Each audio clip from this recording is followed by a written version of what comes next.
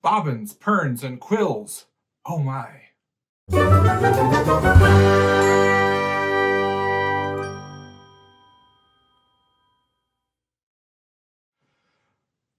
Welcome back, fiber folk. My name is Trent. I'm the Weft Wright. Welcome to my studio here in the mountains of Western North Carolina. Today, we're going back to weaving and we're going back to basics. We're going to talk about how we get the yarn back and forth when we're throwing the shuttle, and that is through bobbins, pirns, or quills. So one of the basics of weaving is that we have the warp going perpendicular to the weaver, and we have the weft going horizontal to the weaver. And we have to get that weft through the shed back and forth. And the most common way of doing that on a floor loom is with a shuttle. Specifically, we most commonly see things like boat shuttles. This is a shocked boat shuttle, and it has a spring-loaded arm on the inside to accommodate the bobbins. You could, of course, just use a stick or a butterfly of yarn to throw your weft, but it's very slow and inefficient. So people have invented lots of efficient ways of doing that. And the boat shuttle is one of those. You also have double boat shuttles. So if you want to throw a double thickness of yarn or two different colors of yarn modeled together, we have this boat shuttle by Leclerc, which can accommodate two bobbins. And then what I use most commonly for my weaving is an end feed shuttle. And you'll notice that its center bar doesn't go all the way to the end, and we'll talk about that a little bit later. But all of these devices have to have something that keeps the yarn compactly spooled onto those central bars. The most common device is the bobbin. We see these for almost all of our boat shuttles. This is a shocked polystyrene bobbin, and what I love about it is it has shoulders on the edge. So sometimes the yarn might come accidentally over the edge, and this wraps around the shoulder as opposed to wrapping around the bar on the center of the shuttle. So love these. Leclerc also makes bobbins. They don't have the shoulders, but they're still high quality bobbins. These that I just showed you are both 4-inch bobbins, which means that the inside length is 4 inches. They also make bigger bobbins. So if you have a larger shuttle, you may want to get a bigger bobbin. When we talk about end feed shuttles, what we're going to be using is a Pirn. And a Pirn was developed by the industry, the weaving industry, so not necessarily home weavers like what we're doing, and it works with an end feed shuttle. So I'm not going into detail about how the shuttles work today. I am going into detail about how the bobbins work, and the Pirn, in this case, fits onto this forked metal bar, which holds it firmly in place. It does not rotate like the bobbins do, and the yarn feeds off the end through this groove right here, which has a tensioning device, which is why I really like the shocked version. I do have an end feed shuttle that just uses little hooks to tension, and it's just a lot more fiddly, so I prefer this method. Before we had ready-made bobbins, we also saw quills, and that was just simply a roll of paper which was used to hold the yarn and put onto the shuttle. And you can also buy preformed quills. These are made out of cardboard. I don't remember what company makes these, but they require a special quill winder, which you can use a standard bobbin winder to make your own custom paper quills, but it's best to have a winder that's meant for this really narrow diameter when you're winding quills. So we'll talk about that, and we'll talk about making your own quills out of household objects at the end of this video. But right now, let's get into the important thing, and that's getting all wound up, right? We have to get our yarn onto these bobbins, pirns, and quills, and getting those on in a neat way that is compact is really essential for neat selvages and good weaving. So let's get started and look at how I wind my bobbins, pirns, and quills. All right, let's talk about how I first started when I got my first boat shuttle. Before that, I was using stick shuttles, which is very hard to get a good rhythm and a good selvage. But the first boat shuttle I got was a shocked boat shuttle, and it took the 4-inch polystyrene bobbin. And I needed to find a way to wind it. And what I did was I took a dowel that was a little bit bigger than the inside diameter of the bobbin. I stuck that dowel in the chuck of an electric drill. Make sure I get it lined up pretty good. And then I took a piece of sandpaper, rough sandpaper, put it in my hand, and spun the drill to shave off and taper the end of this stick so that now my bobbin fits securely on there. Then it's simply a matter, and I do this with most of my bobbins, of wrapping, and I do a crossover. I cross back and forth to start. I think that grips a little bit better. I don't like tying a knot or using tape. So I've crossed that several times, and I'm going to start slow. And then we can speed up. And with a bobbin that has shoulders, you can just wind back and forth evenly. The speed of this particular drill is not so much that it creates excess friction on my fingers. If it was, I have taken leather gloves, like yard work gloves, and used that to hold my yarn. Because you want some good tension on the yarn when you're winding your bobbin so that everything lies smoothly and the yarns won't sink into each other. If the inside core of your bobbin is spun with softness, then the outside layers can dig down into it. Now you'll notice that I'm getting a little bit full here. I don't want to go too much on the edges anymore. I'm going to focus on the center of the bobbin. Oop. Release a little bit. I'll push that back down.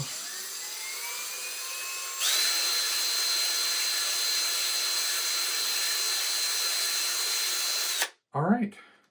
So that's a quick way of doing it. A lot quicker than a hand bobbin winder, in my opinion. And we've got a nice firm bobbin, which is what we want. I like to keep a pair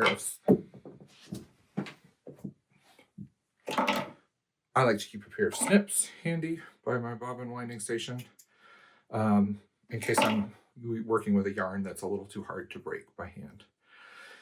Then I bought a loom with a lot of excess equipment, and one of those pieces of equipment was an electric bobbin winder.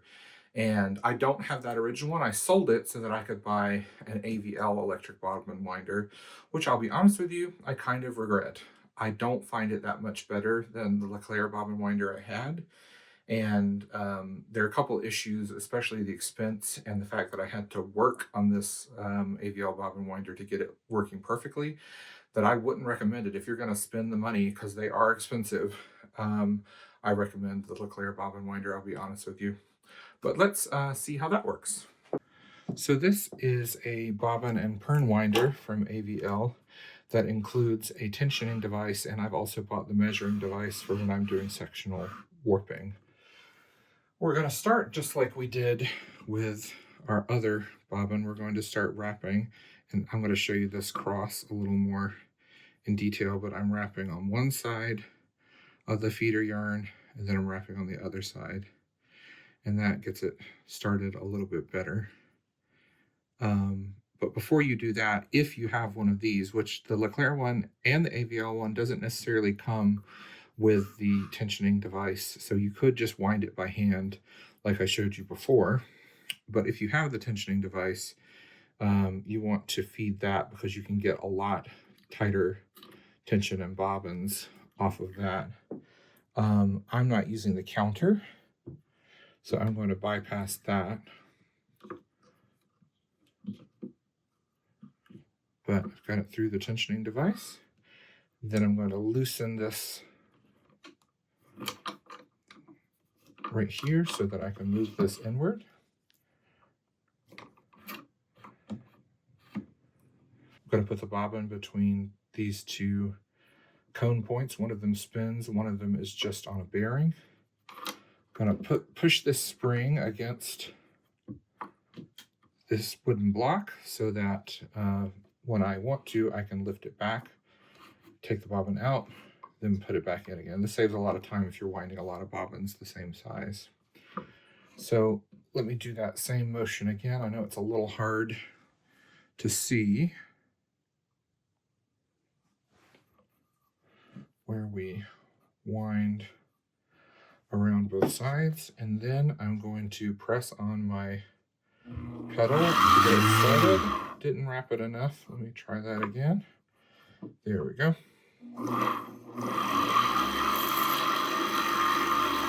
And you see this works very similar to the drill, except I don't have to hold the yarn, so it can be adjusted to have a really tight tension. And also,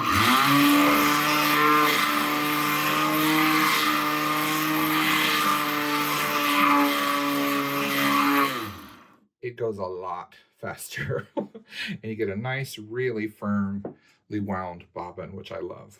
Next, we're going to talk about winding Pirns. They're wound in an entirely different way than winding a bobbin. First of all, we need to put our Pirn in.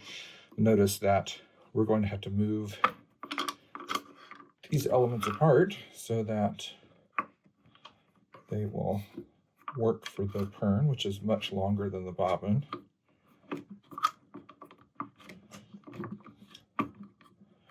There we go. All right, so I've threaded up my tensioning device, and now I'm going to wrap the yarn around the Pirn in that same crisscross motion. And I'm going to start really slow. I'm going to wrap up to almost, oh, that happens sometimes. You don't want to go past and go into that little crevice. So I'm going to back up just by pulling on my yarn. You want to wrap really slow up to that edge. And then I wrap a thin layer of yarn to the first line of the Pirn, which ends up being a little bit more than ½ an inch away from the edge of the Pirn. The reason I do this is I have found that sometimes when I'm winding the little sections of yarn on the Pirn, they'll slip down and slip on the plastic of the Pirn. So I like to put this just as a kind of little grip to help it along. Then we're going to build up small 1.5 inch sections up to the full height of where you want the Pirn to be. I'm going a little bit slower than I normally go, just so you can see what I'm doing. I'll speed up.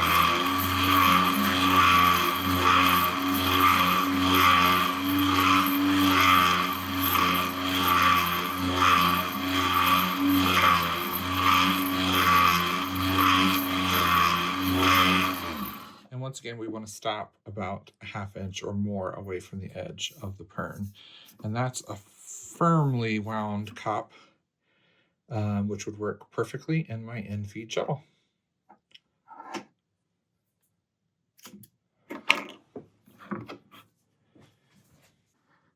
Now this is my Swedish quill winder, but it has a smaller diameter to this turning rod than a true bobbin winder would. It would have a big enough diameter to accommodate that, which you see it just kind of rattles around on.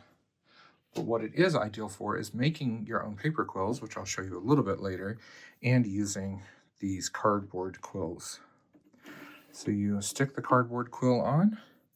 We're going to do the same crisscross wrapping motion that I have done on the other bobbin winding devices. And then I'm going to slowly start to turn. And I'm going to do something a little bit different. I'm going to, about ½ an inch away from the edge, start building up a little shoulder of yarn.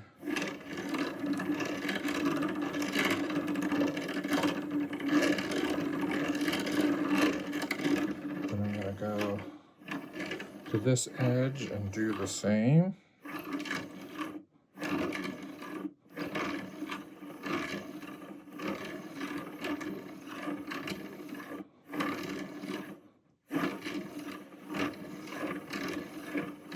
And this just prevents the yarn from slipping off the edge. And now I can fill in the middle section just like I would on a regular bobbin.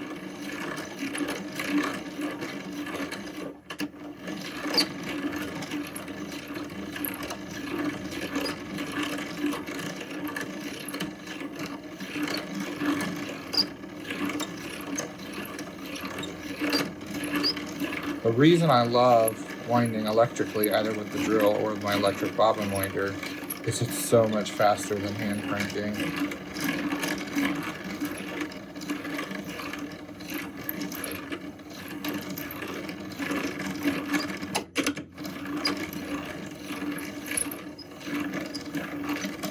Now what you can do with these, there we go, is build up a little bit of a mound in the center that gives you a little more yardage,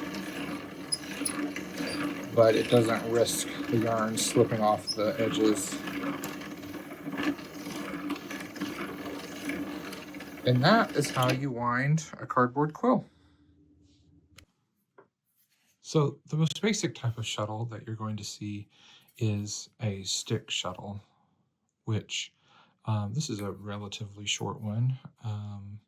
It's probably about 14 inches, if I had to guess. And it is wound by hand. There's no machine that will wind a stick shuttle. So I like to hold the tail of my yarn with my thumb, wrap it up over that edge, then wrap under, wrap under, wrap under, wrap under, and what that's doing is it's putting a crisscross on the edge of your bobbin, or forgive me, your shuttle. And then when you build up a sufficient amount on this side, you will flip it over and do the same on the other side. And you can keep flipping back and forth in that crisscross pattern. I always come up from the back. That's just my own personal opinion. You could always go down from the front. It would have the same effect, but that always keeps it crisscrossed, and that way you can pack a lot more yarn than just wrapping around and around. This is a rag shuttle. I actually have several types of rag shuttles, but I don't have any rags to wind right now.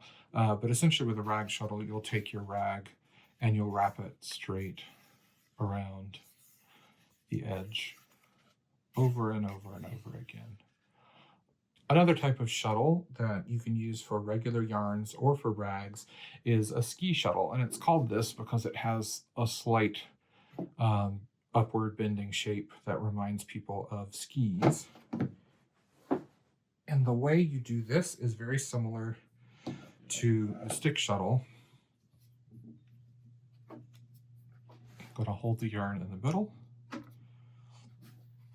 then I'm going to go under from the back, under from the back.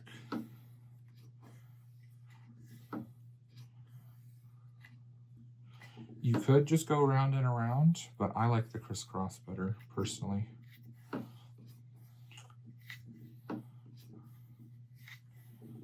And that's how you wind a ski shuttle.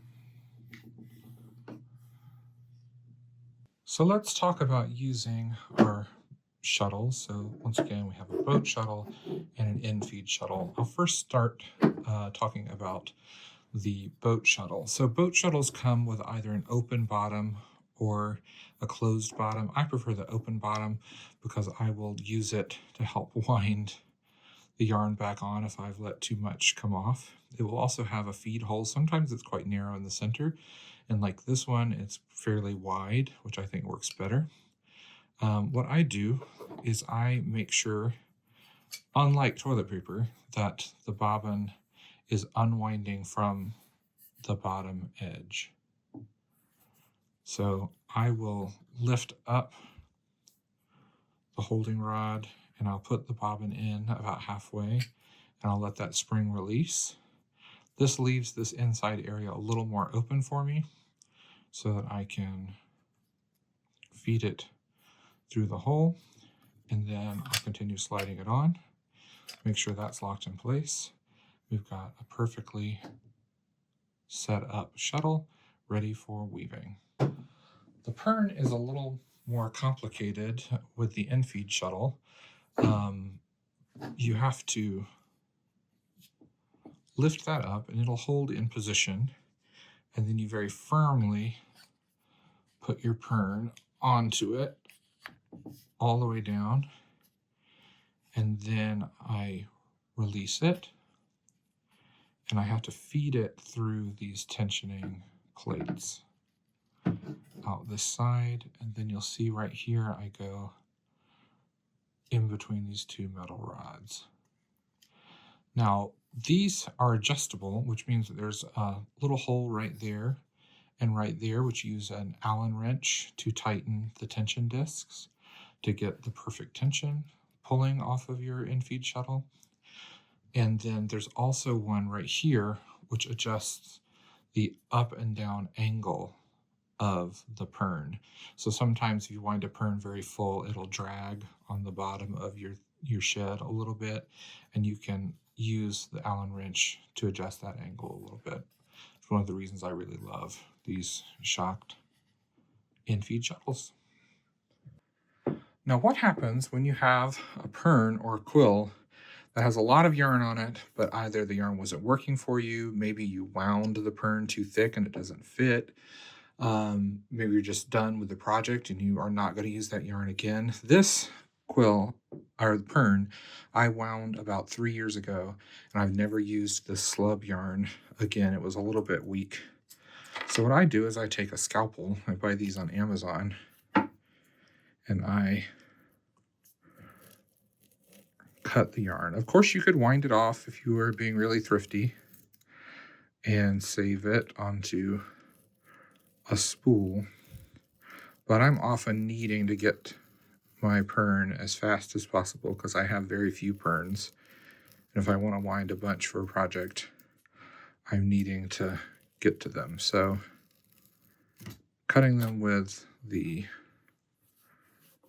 scalpel works really well for me. That'll get the majority of it off, and then usually you can work the rest off or do some more cutting, but it's a lot more efficient than winding off the excess.